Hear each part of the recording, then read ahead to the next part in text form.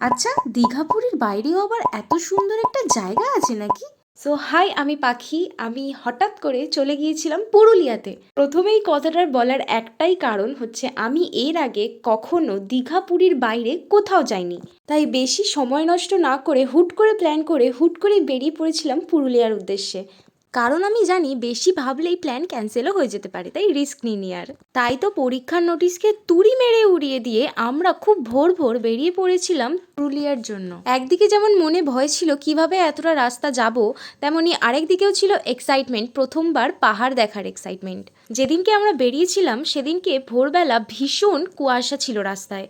এতটাই কুয়াশা ছিল যে চারিপাশটা ভালো করে দেখতেই পাচ্ছিলাম না, কিন্তু চারিদিকটা এতটা সুন্দর লাগছিল যে বলার মতো না। ঠান্ডা থেকে রেহাই পেতে আমরা নেমে পড়েছিলাম একটু চা খেতে, তারপর আবারও নাচতে নাচতে রওনা দিলাম আমাদের গন্তব্যস্থলে। তারপর আমরা বাড়ি থেকে আনা কিছু খাবার দাবারও খেয়ে নিয়েছিলাম রাস্তার মধ্যে।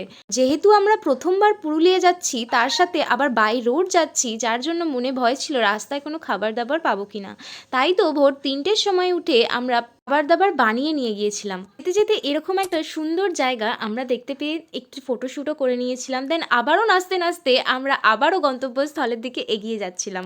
আমাদের সবার মনে একটা বিশাল এক্সাইটমেন্ট কাজ করছিল, কারণ আমরা প্রথমবার পাহাড় দেখব। ফোনেতে হাজার ভিডিও দেখলেও সচোখে দেখার একটা আলাদাই অনুভূতি। আর পরেই দেখতে পেলাম সেই জিনিসটা, পাহাড় ভাই, পাহাড় সত্যি এত সুন্দর যে বলার মতো নয়। আর চারপাশটা যেন সবুজে মোড়া ছিল। আমি শুধু যেতে যেতে একটা জিনিসই ভাবছিলাম, যদি বর্ষাকালে আসি তাহলে কতটা সুন্দর লাগবে পুরুলিয়াকে।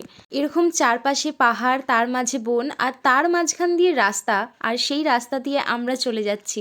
একটা আলাদাই অনুভূতি ছিল।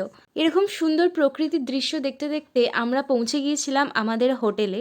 প্রায় 6টায় বেরিয়েছি আর পৌঁছেছি বিকাল 5টাতে। আমাদের হোটেল থেকে পুরো পাহাড়টাকেই সুন্দরভাবে দেখা যাচ্ছিল। আমরা স্টে করেছিলাম অযোধ্যা হিল ভিউ লজে।